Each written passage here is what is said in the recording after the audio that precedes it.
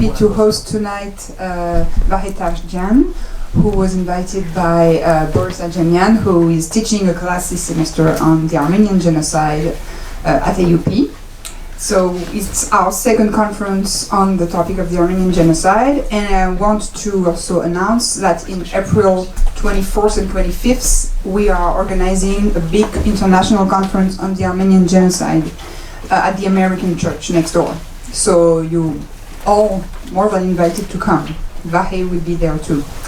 So I will leave the floor to Boris, who will introduce Vahé, and then after the conference we can have a discussion around cheese and wine. So welcome to stay. Thank you, Constance. Thank you, Constance. So it is a tradition in the AUP to have cheese and wine after lectures on the Armenian genocide. On everything. On everything, yeah. Okay.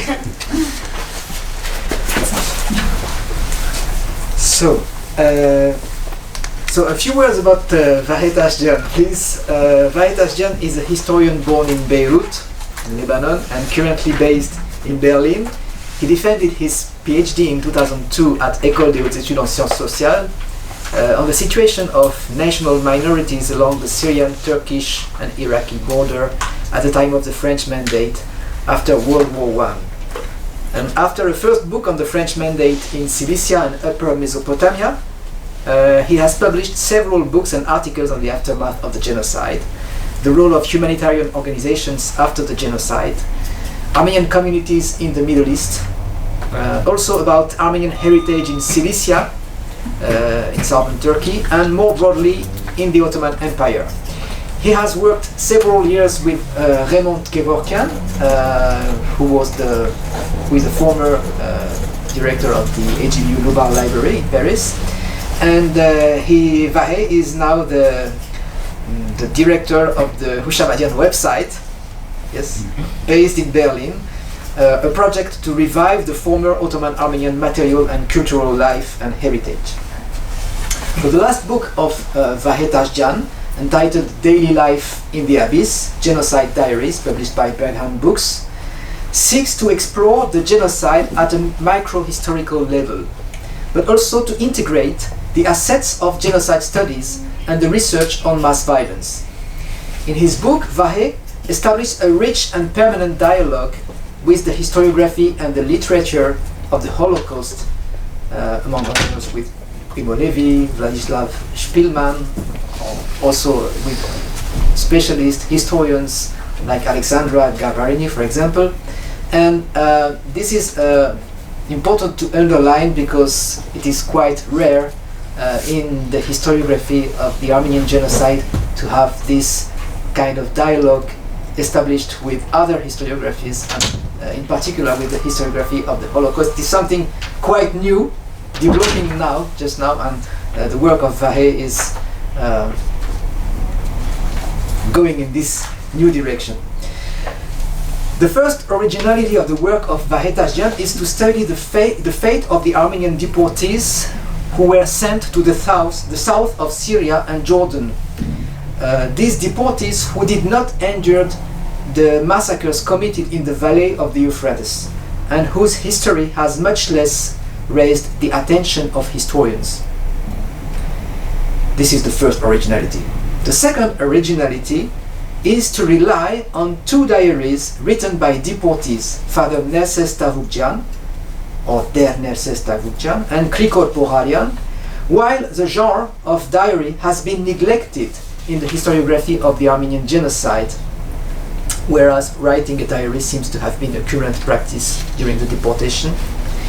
And of course, Vahé will explain why this genre has been neglected in the historiography. I assume he will explain it. This approach and this interest for new kind of sources allow Vahé Tachjian to open a new window on the Armenian genocide, an approach of the Armenian genocide which is not only looking for establishing new facts, new evidences of the genocide, but rather situated at the crossroads of a social history and a cultural history of the genocide, written at ground level with taking into consideration the insisting preoccupation of the diarists for the material conditions of their daily existence, with an insight on the economy of survival and the place that, for example, corruption, the bakshish, as they say in Turkish, occupies in this system, in this economy of survival,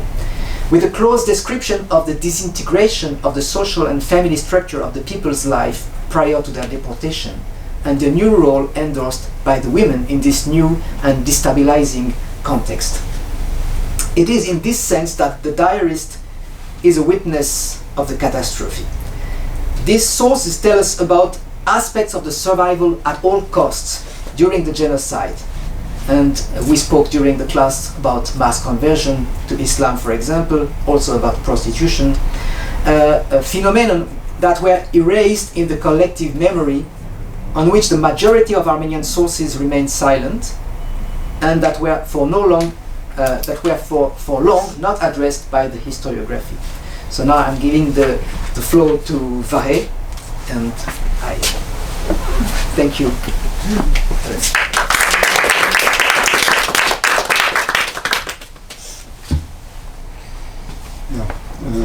Thank you, Boris. Thank you, American University, for the invitation.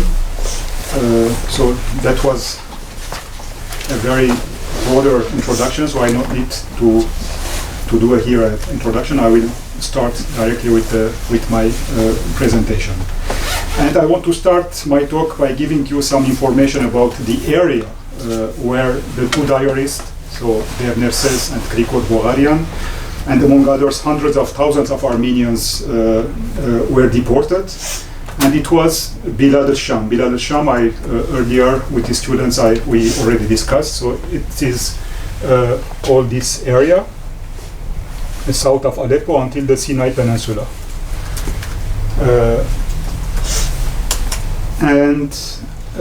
So this area during World War I was under the command of the Turkish Fourth Army, and the commander was Ahmet Cemal Pasha. And we know that the deportees arrived in this region were not subject of mass slaughter, and this is something important, and it is in contrast to the neighboring region of Deir Zor. This is Deir Zor. So all these reasons were in this whole region. Armenians were object of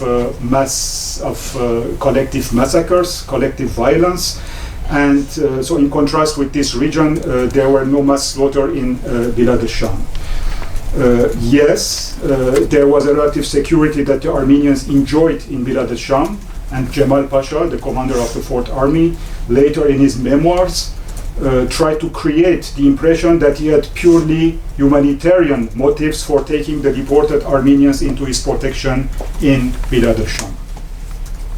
I can say that based on the information provided by the two diarists, the situation of Ayntab Armenians, so they were coming from the city of Ayntab. City of Ayntab is here.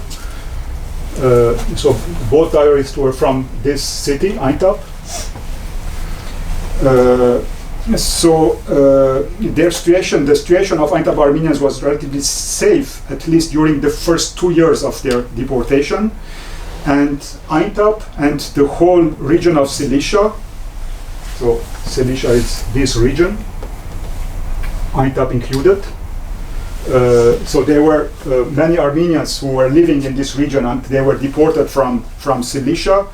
And Cilicia is not far from Syria, and this is an important detail.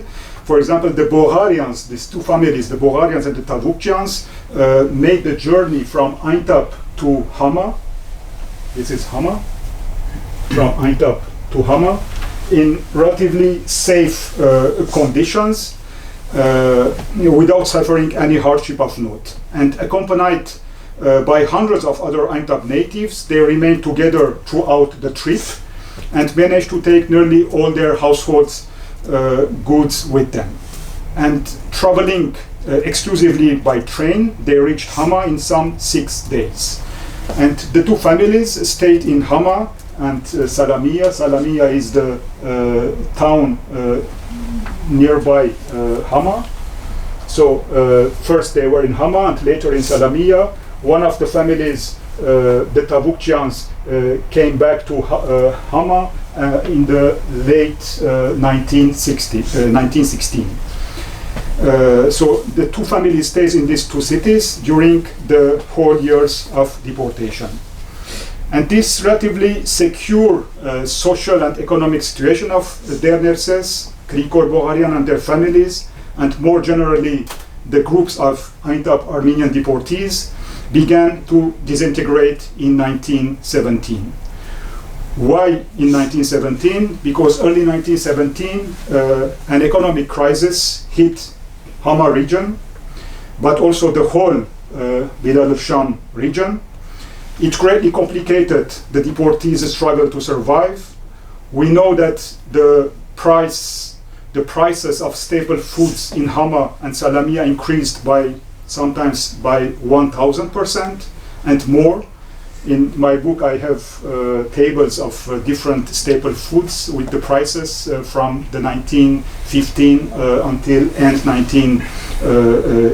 from 1915 until 1918.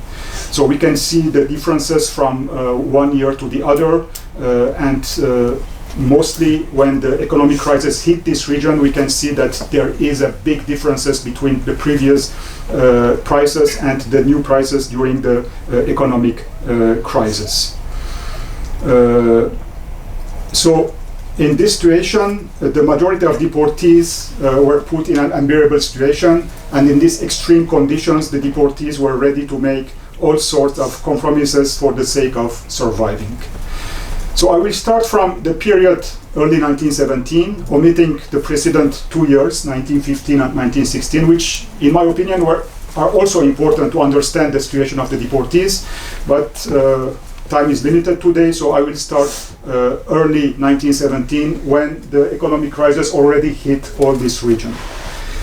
Until 1917, catastrophic descriptions or commentaries are not frequent by our two diarists. It may be presumed that the catastrophe, with its violence and mortal consequences, had not yet touched their family members, close relatives, or the Ayntab community.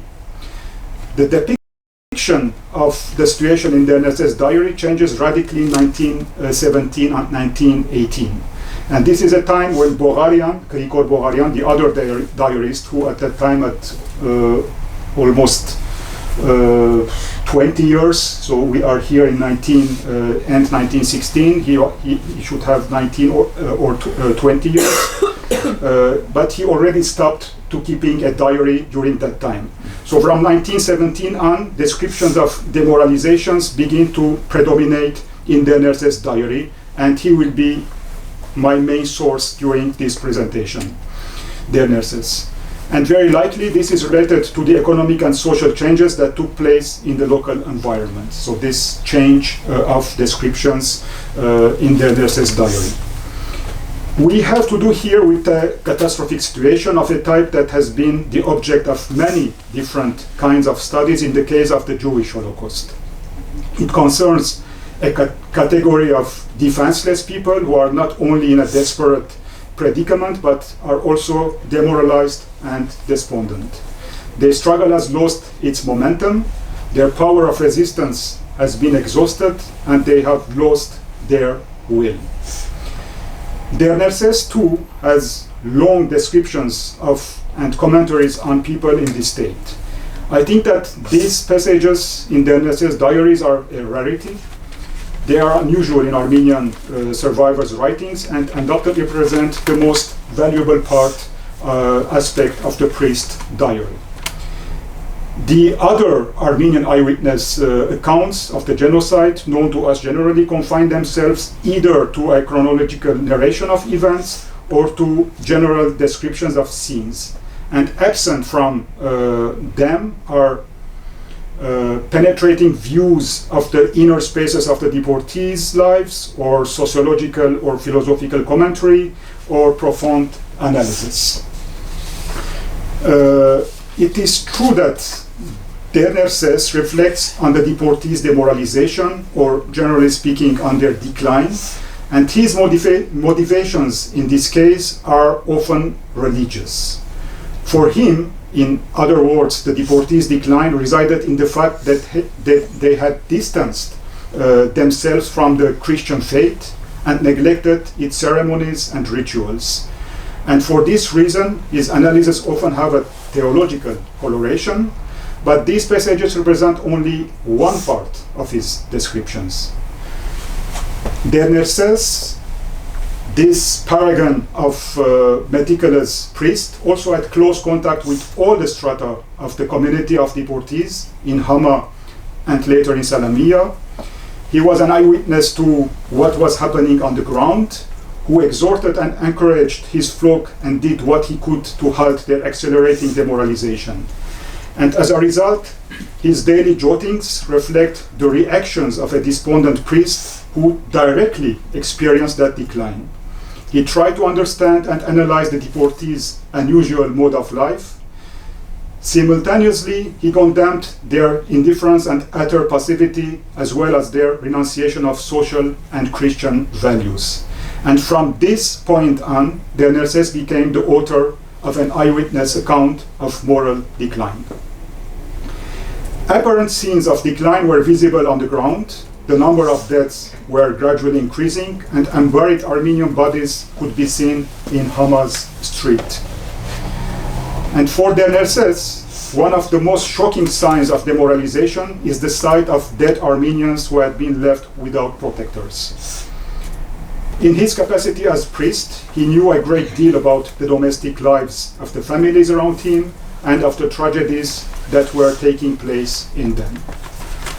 Early 1918, the priest from Ayntab visited the caves near Hama. So these are caves who are located on a hill within the city of Hama. And it's on the banks of the river of Orontes, or the river of Asi. And these caves had become shelters for impoverished Armenian deportees. And in every one of them, in every of these caves, dozens of families were living piled up on one another. Nerses was manifestly much affected by the sight, and he writes on this occasion, "I was confronted with a dreadful, wrenching condition. Families of 8 to 10 members lie there, squeezed together, withered, dejected. Large numbers of once strapping young men are so faint with hunger that they lie stretched out on the ground, ignoring even those who call out to them.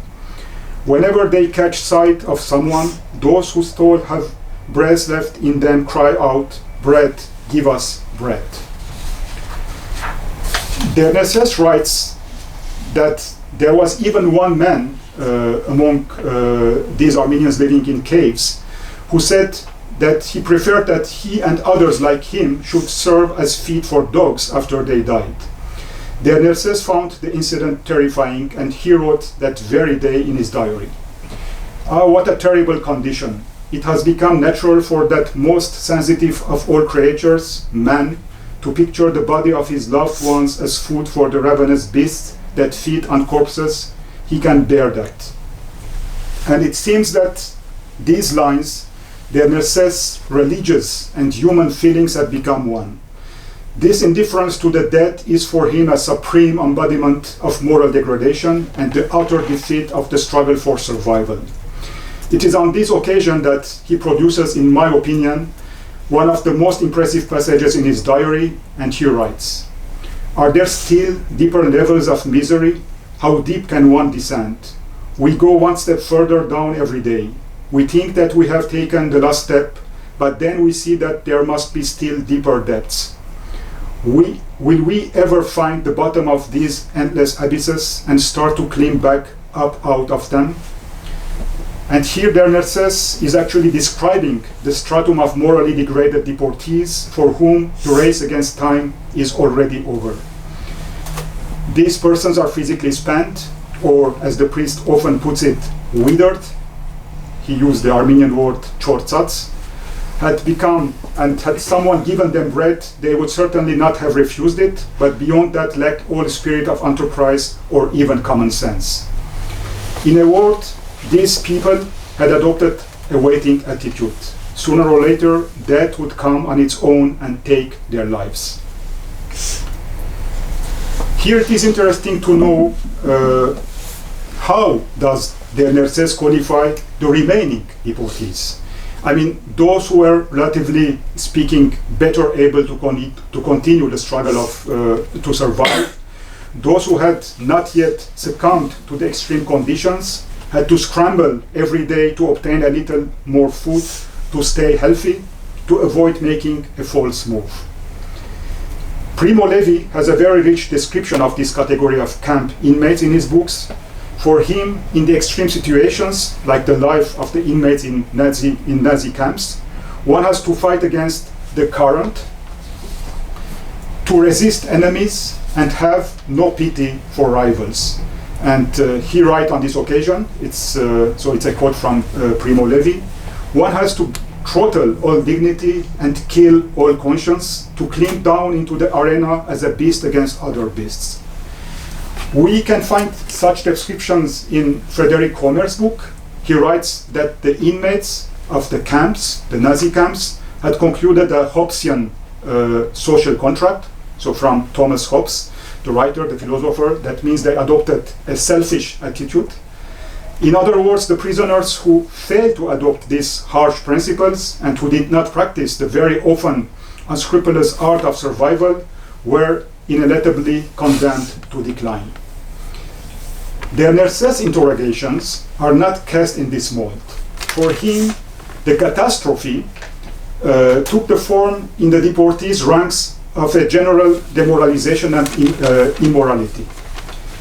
He did not see demoralization only in the fact that they left their relatives' corpses unburied. So we have seen the examples of the caves in Hama, Armenians living in caves.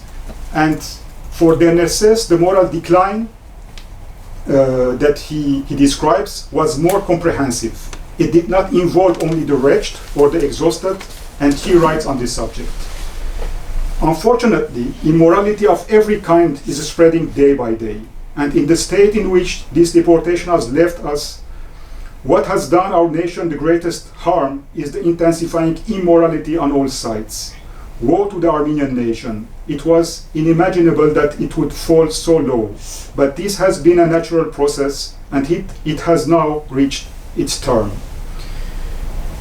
In the same way in which Nerses bewails the Armenians deepening immorality, he denounces their bestialization. This is his term, which occurs repeatedly in his diary, and where it sometimes designates a generalized state that extends to the majority of deportees of all strata, of all social strata. And here is what he writes on this subject. The rich and the poor alike are becoming more like animals every day. The bestialization of the poor is due to their exhaustion, which is caused by the suffering due to hunger.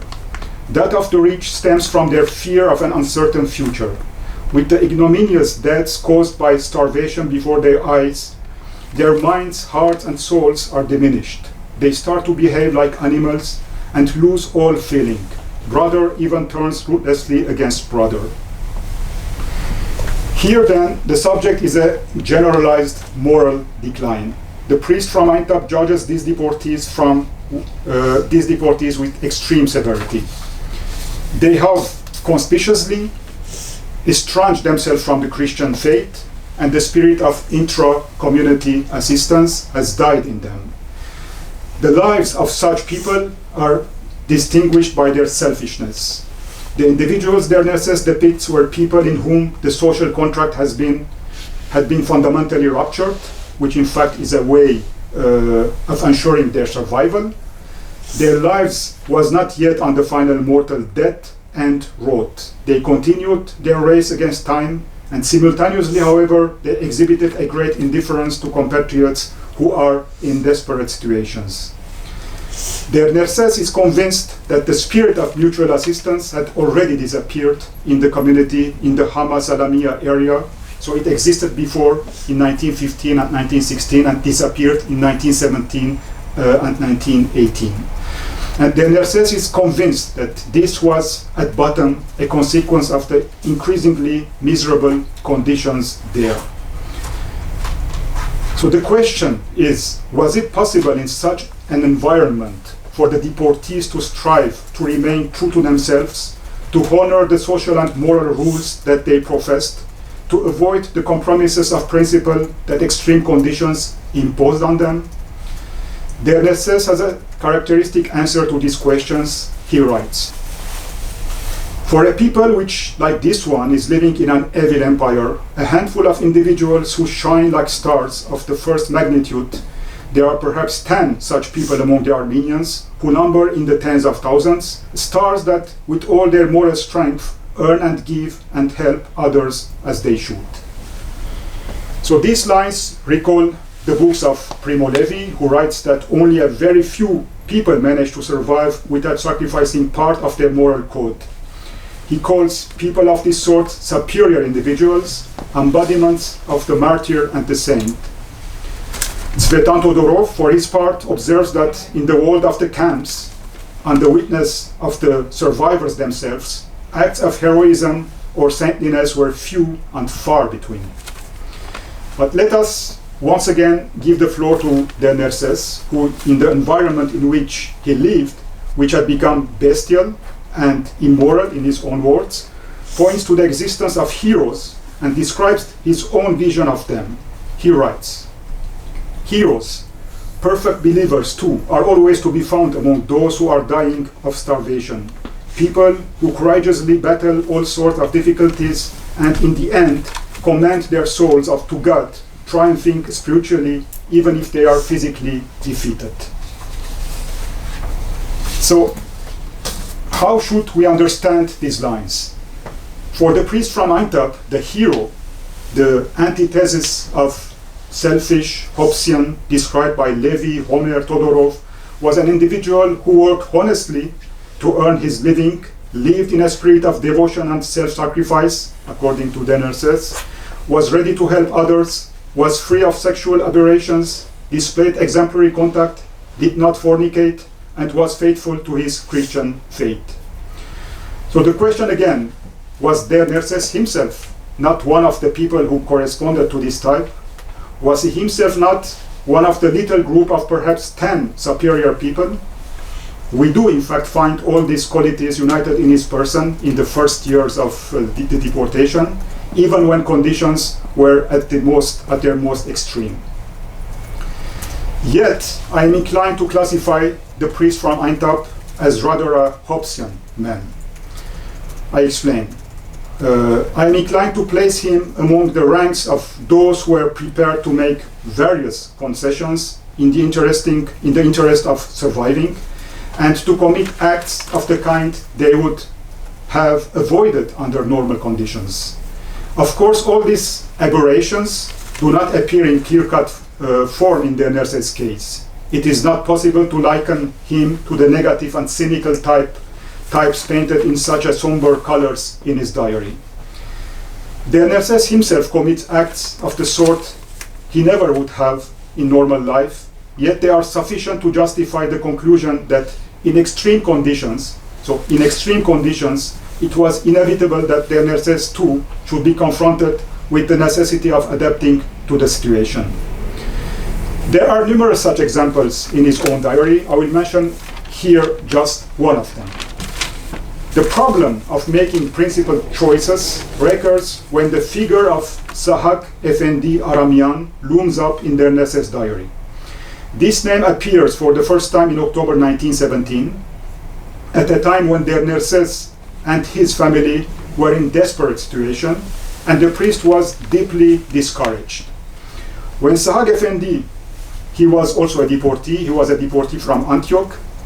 When he learned of Nerses' predicament, he immediately made him a present of 5 Ottoman pounds. And this is a huge amount, just to remind you that the salary of an average middle-class family at that time in this region was around 2 Ottoman pounds. So he gave him 5 Ottoman pounds.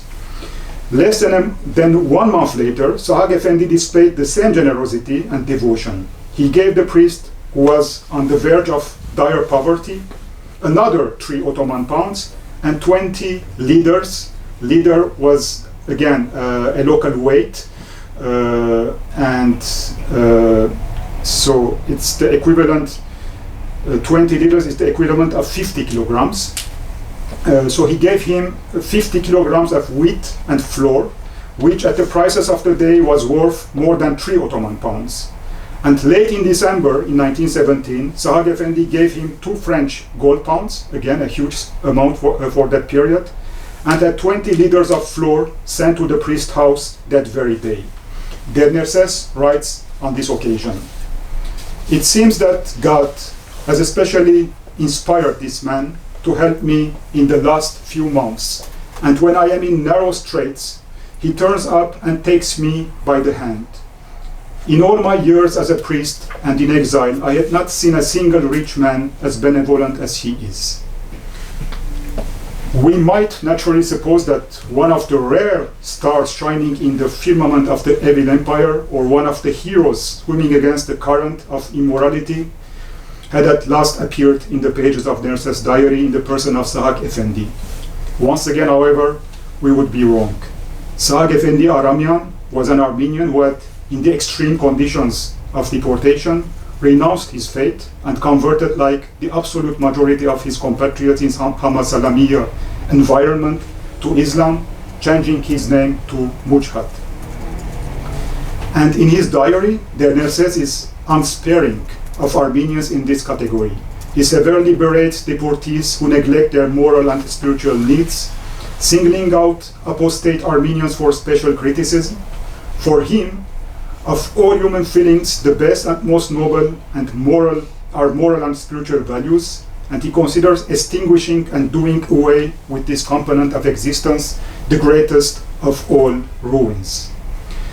But the person who had presented himself to him and extended him a helping hand was, however noble his intentions, someone who symbolized human ruin of this kind, the Islamicized Mujhat. But starvation and decline seemed inevitable for Nerses and his family. And in this situation, it is not likely that the priest from Ayntab hesitated for long in those agonizing times. He accepted the convert's gift, and in the following weeks continued to repeat, to adopt his perspective, that sinful act. Manifestly, by taking this step, Nerses was compromising one of his principles. He would seem to have been aware of this contradictory reality when he wrote about his honest friend. "Now I believe more than ever that if God wants, he can bring forth children for Abraham from stones." So in spite of all the failures and disappointments, Nerses continued struggling to secure his family's and his own survival.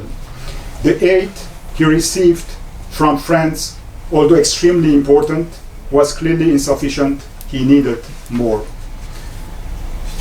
Truly, the conditions of existence of Nerses and many others like him were still unbearable. He was unable to continue his career as a priest because the majority of the Armenian refugees of his environment, Hama, Salamiyya, and the whole Bilad al-Sham, were Islamized. He started to work as a weaver. So weaver was a popular trade in his native town of Ayntab, and he was also a master weaver, but after major setbacks in Hama and Salamiyya, he has given up. The end of the war and the collapse of the Ottoman army was not foreseen by Nerses. He was simply continuing his and his family's struggle to survive, but the task was becoming impossible. In Nerses' case, it is obvious that uncertainty was absolute. Vulnerability to disease, poverty, and in addition to everything else, debt. Plainly, the passage of time made the effort to survive impossible for people in this situation. Death hovered over them and would sooner or later strike many of them down. Indeed, since the beginning of the deportation, Tavukjians, the family of Nerses, had suffered many losses. Mariam Sulahian, Nerses' mother-in-law, Shoagat, Nerses' baby daughter, Hagob, Nerses' brother, Giruhi, Hagob's wife, Krikor, Hagob's son. And the basic problem of Bilad al-Sham Armenians resided here. They were largely without state aid and abandoned to their fate, with the result that the plan to resettle them in the Arab provinces turned into a catastrophe for the majority of them. The mass relocation of an entire people and its resettlement in a new environment constitute by themselves a difficult enterprise, one that rarely meets with success. And it is plenty much more difficult to carry out an operation of that sort in the conditions of a world war. The unprecedented inflation and severe economic crisis create unbearable situations for even the local population. And while most of the deported, relocated people find their new environment to be a zone of extremes, that reduces life to a daily struggle to survive. The more time goes by, the further their ability to struggle diminishes, and the more deaths occur in their ranks. To conclude, I want to say that the Nerses and Krikor Bogharian's personal and family microhistories afford us the opportunity to research mass violence from the perspective of the victim. Their daily jottings are windows that allow glimpses of the details of their daily lives and observation of their own evolution. They show us their families and other deportees' gradual weakening and irreversible decline, destined to plunge them, in the Nerses' own words, into the endless abysses that are ultimately the crime of genocide itself. Thank you.